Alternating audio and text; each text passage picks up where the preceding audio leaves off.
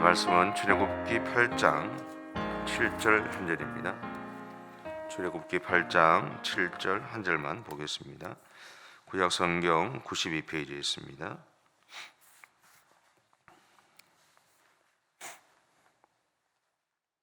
찾으셨죠? 함께 봉독하겠습니다. 요술사들도 자기 요술대로 그와 같이 행하여 개구리가 애굽 땅에 올라오게 하였더라. 아멘. 본문은 애굽에 내린 10가지 재앙 중에 첫 번째였던 이 개구리 재앙을 흉내낸 요술사를 우리에게 보여주고 있습니다. 하나님이 왜 이것을 우리에게 보여주셨는지에 대해서 말씀을 한번 생각해 보고자 합니다. 이 일을 행한 요술사에 대해서 다른 번역서들은 술객 또는 마법사라고 그렇게 번역을 하고 있습니다. 이 말은 결국은 그들이 나름대로 일가를 이루고 있는 능력 있는 사람이다라는 것을 이제 우리에게 알려주고 있죠. 그리고 이들이 가지고 있었던 이러한 능력들은 이 바로의 마음을 든든하게 했을 겁니다. 하지만 이 사람들조차도 이제 한계를 가진 사람이었다는 것을 이제 우리에게 보여주는 것이 19절인데 뒤쪽에 넘겨보시면 19절이 있습니다. 19절 찾으셨죠? 우리 같이 한번 읽겠습니다. 요술사가 바로에게 말하되 이는 하나님의 권능이니이다 하였으니 바로의 마음이 완악하게 되어 그들의 말을 듣지 아니하였으니 여호와의 말씀과 같더라. 아멘. 사람에게는 하나님에게 도전해 보고 싶은 욕구가 있는 것 같아요. 그것은 이제 예수를 믿는 사람이든 믿지 않는 사람이든 동일하지 않는가라는 생각들을 이제 하게 되는데, 창세기에 보면 이 하나님에게까지 닿고 싶은 욕망을 드러내서 바벨탑을 쌓았던 사람들의 모습을 보여주죠. 하지만 우리가 아무리 이 머리를 쓰고 내가 가진 능력을 발휘한다고 해도 하나님이 우리를 향해 그분의 마음을 열어주시지 않는다면 우리가 하나님을 만날 방법은 없습니다. 아무리 기도한다고 기도를 해도 하나님이 나를 향하는 그분의 마음을 열어주시지 않으면 그냥 공중에 떠돌아다니는 소위 말하는 울리는 꽹과리밖에 안 되죠. 공허한 메아리밖에 안 됩니다. 여러분도 아마 그런 경험들을 해보셨겠지만 어느 순간 기도가 막혀서 이렇게 암흑같이 기도를 하면 암흑같이 아무것도 보이지 않고 도무지 기도가 이렇게 올라가지 않는 것을 느껴보실 때가 있을 겁니다. 근데 그때조차도 사실은 내가 더 기도하기 때문에 그 문이 열리지 않아요. 하나님이 나를 향해서 그분의 문을 열어주실 때 거기에서 우리가 벗어날 수 있다라는 것이죠. 하나님이 모세를 통해서 이스라엘 백성들을 애굽에서 데리고 나오신 다음에 광야에서 그들을 이끌어 가실 때 하나님은 먼저 그들의 삶의 현장에 찾아가셨어요. 이 이야기는 오늘 우리의 삶의 현장에도 하나님은 먼저 찾아가신다는 것이죠.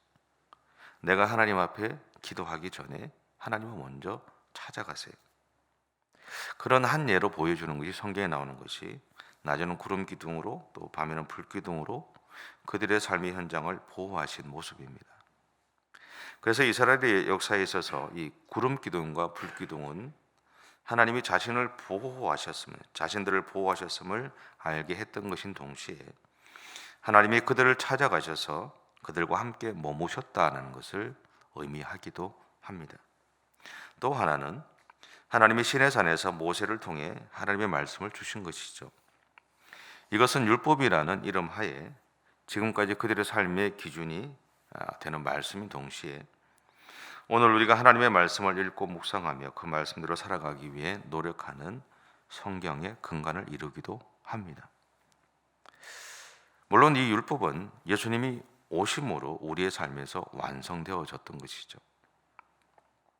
그럼에도 분명한 것은 하나님은 우리의 모든 삶의 영역에서 자신이 우리의 아버지가 되심을, 그리고 우리가 하나님의 자녀가 됨을 선포하셨다라는 것입니다. 그 한 예가 하나님이 우리와 함께 하심이죠. 이것을 마태복음에서는 임마누엘이라는 말로 표현을 했습니다. 곧 하나님이 나와 함께 하심의 구체적인 출발은 예수님이 우리에게 오심으로 시작되었다라는 것이죠. 또한 하나님이 나와 함께 하심의 완성된 현실은 예수님이 하나님에게 올라가시면서 성령 하나님이 우리의 삶에 내주해 계신 바로 지금이다라는 겁니다. 오늘 우리의 삶의 현실이 사실은 하나님이 우리와 함께 하시는 모습 그 자체라는 겁니다. 비록 그 현실 속에서 아픔도 있고 어려움도 있고 좋은 일들도 있고 다 있지만, 분명한 것은 오늘 또 우리의 삶에는, 내 안에는 성령 하나님이 내주해 계신다라는 것이죠. 내가 그것을 인정하지 못하기 때문에 내 안에서 왕성하게 일하지 못하실 뿐이지, 그분은 내 삶에서 이미도 일하고 계신다라는 겁니다. 그것이 오늘 제가 여기 서 있는 이유이고요. 있을 수 있는 이유예요. 그리고 여러분이 오늘 또 기도의 자리라고 이 새벽에 잠을 깨면서 여기 오신 이유이기도 합니다. 내 의지로 그 일을 할 수 있는 것이 아니라는 생각을 하세요. 내가 어떤 기도 제목이기 때문에 이 자리에 온다? 물론 그럴 수도 있죠. 근데 세상에는 기도 제목을 갖고 있는 수많은 사람들이 있습니다. 그들 중에 이 자리에 온다는 것은 여러분이 결정해서 하는 것은 아니다라는 거죠. 여러분 안에서 일하고 계신 성령 하나님이 움직이게 하신 것이다 라는 것을 기억하셨으면 좋겠어요. 그래서 어떻게 보면 우리가 살아가는 매일매일의 삶은 내 의지나 내 노력으로만 살아가는 것이 아니라 그 이면 속에 내 안에서 일하고 계신 성령의 일하심이 나로 하여금 그렇게 살아가도록 만들고 계신다라는 사실들을 기억하셨으면 좋겠어요. 사람은 항상 하나님을 향해 도전하지만요, 분명한 것은 하나님은 그런 우리를 사랑해 주신다라는 것이죠. 마치 자신의 재산을 받아서 세상을 향해 나아갔던 아들이 자신의 품으로 돌아오기를 기다리면서 긴긴 날들을 인내하셨던 아버지처럼, 그리고 그 아들이 돌아왔을 때 아무것도 묻지 않고 그저 내 아들을 다시 찾았다고 말하면서 이 잔치를 베풀었던 그 아버지의 모습이 오늘 나의 아버지신 하나님의 모습입니다. 그리고요, 나를 향한 그분의 사랑하심이에요. 이런 의미에서 보면은요, 하나님에게 도전하는 인간의 모습을 우리에게 보여주고 있는 겁니다. 그런데 7일 천하라는 이야기처럼, 또는 하루 천하라고 그렇게 표현하던 것처럼, 하나님을 향한 인간의 도전은 자신이 할 수 없는 벽 앞에 섰을 때 멈추게 됩니다. 그리고 자신의 민낯을 발견하고는 하나님을 인정하게 되죠. 그것이 19절에서 바울의 요술사들이 고백한 내용입니다. 제가 현대인의 성경을 읽어볼게요. 이것은 하나님이 행하신 일입니다. 이전까지 그들은 자신들이 갖고 있는 능력을 갖고 하나님 앞에 도전을 했어요. 근데 할 수 없는 상황에 부딪혔더니 그들이 하는 이야기가 뭐냐면, 이것은 하나님이 행하신 일입니다 라는 것이죠. 이러한 요술사들의 모습은 우리에게 중요한 것을 하나 알려주고 있습니다. 그것은 비록 하나님을 믿지는 않았지만 그들은 자신들의 한계를 알고 있었다라는 것이죠. 그리고 또 하나는요, 그래서 자신들이 할 수 없는 그 일을 행하신 하나님 앞에 항복하고 있다라는 겁니다. 근데 이것이 요술사들만의 문제일까요? 그렇지 않습니다. 세상 모든 사람들이 사실은 자신들이 한계에 딱 부딪혔을 때 그들이 인정할 수 있는 것은 하나님밖에 없어요.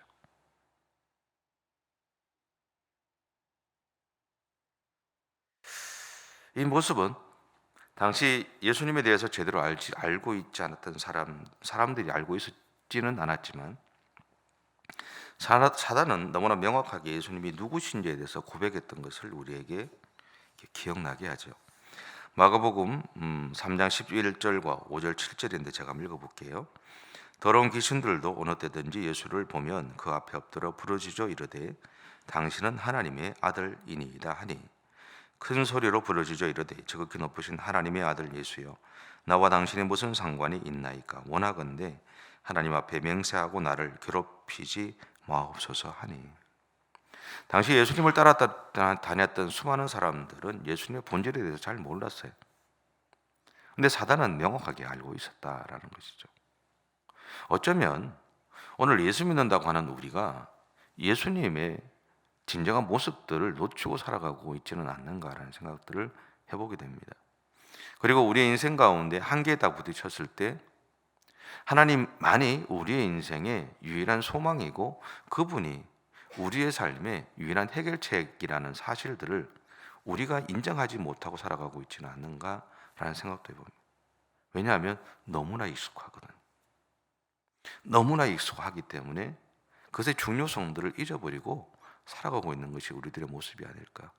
내가 분명히 한계에 부딪혔음에도 불구하고 그 한계를 인정하지 못하고 살아가는 것이 우리들의 모습이 아닐까. 이 핑계 저 핑계 대면서 그렇게 살아가는 게 우리들의 모습이 아닐까. 정말 하나님, 내가 하나님 앞에 나 이제 못합니다. 하나님, 내가 할 수 있는 것이 없어요. 나 항복할게요 하는 것이 아니라 여전히 우리는 투덜투덜 대면서 하나님이 계시다면 왜 이렇게 합니까? 라고만 원망하고 있는 것이 우리들의 모습이 아닌가. 어쩌면 세상은 깔끔하게 자신들이 할 수 없을 때 항복하고 하나님 이 일을 하셨습니다라고 고백할 수 있는 용기를 내는데 우리는 그 용기조차도 내지 못하는 어리석은 모습들을 가지고 있지 않는가라는 생각들을 하게 돼요. 물론 우리 또한 내가 할 수 있을 때까지 내가 노력합니다. 할 수 없을 때 하나님을 찾죠.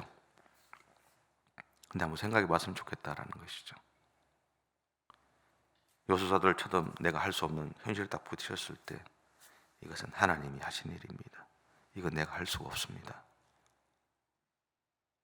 오늘 우리의 삶의 현장에서 여러분의 인생 가운데 수많은 일들을 겪어 나가시고 또 겪어 나와 오셨고 앞으로도 겪으실 겁니다. 예수 믿는다고 어려움이 없다고 저는 이야기 못합니다. 예수 믿는다고 어려움들을 막 겪어내야 된다고 겪어내지 않아도 된다고 얘기 못해요. 그건 거짓말이니까. 겪습니다. 지금은 평안해도 겪어낼 수밖에 없어요. 수많은 일들이 다가올 겁니다. 하나가 해결되면 또 다른 것이 다가옵니다. 그게 우리가 이 세상에 살아가는 한에서는 그 일들이 계속 일어날 거예요. 근데 분명한 것은 뭐냐면 내가 겪어내가는 그 모든 과정 속에 지금도 내 안에는 성령 하나님이 살아계시다라는 것이죠. 그 성령 하나님이 과거 이스라엘 백성들에게는 불기둥과 구름기둥과 함께 하셨던 하나님의 임재처럼 오늘 내 삶에서도 그렇게 일하고 계신다라는 사실들을 기억하셨으면 좋겠어요. 내가 혼자 있는 것이 아니라 하나님 그분이 나와 함께 하셔서 오늘 또 내 삶을 살아내 갈 수 있도록 내 안에 역사하고 계시다는 사실들을 기억하셨으면 좋겠습니다. 세상은 하나님 앞에 대적할 수 있지만 우리는 하나님 앞에 순종하면서 하나님이 내 삶을 온전히 이끌어 가시도록 그분의 도우심을 구하면서 그렇게 믿음의 삶을 살아가셨으면 좋겠습니다. 하나님이 나의 아버지 되심을 인정하시고 오늘 또 성령 하나님이 내 안에서 역사하고 계심을 인정하시면서 그렇게 하나님 앞장서 주십시오. 내가 따라가겠습니다. 그렇게 고백하시면서 오늘 하루도 믿음의 삶을 살아가는 저와 여러분의 삶이 되시면 좋겠습니다. 기도하겠습니다. 사랑의 주님, 감사합니다. 우리가 얼마나 연약한지 우리는 잘 압니다. 그럼에도 불구하고 그것을 드러내는 것을 두려워하는 것이 우리들의 모습인 것 같습니다. 그러나 주님, 분명한 것은 나는 연약합니다. 그러나 하나님은 강하시죠. 그 강하신 하나님이 이미도 내 안에 성령으로 내주에 계셔서 감사합니다. 그러기에 오늘도 나의 삶 가운데 강하게 하실 것이고 나의 걸음걸음들을 복되게 해 주실 것을 믿습니다. 그 하나님을 온전히 의지하며 오늘도 믿음의 삶을 살아가는 우리 모두가 되어줄 수 있도록 하나님 역사해 주시옵소서. 감사드리며 예수님의 이름으로 기도드립니다. 아멘. 하늘에 계신 우리 아버지, 아버지의 이름을 거룩하게 하시며 아버지의 나라가 오게 하시며 아버지의 뜻이 하늘에서와 같이 땅에서도 이루어지게 하소서. 오늘 우리에게 일용할 양식을 주시고 우리가 우리에게 잘못한 사람을 용서하여 준 것 같이 우리 죄를 용서하여 주시고 우리를 시험에 빠지지 않게 하시고 악에서 구하소서. 나라와 권능과 영광이 영원히 아버지의 것입니다. 아멘.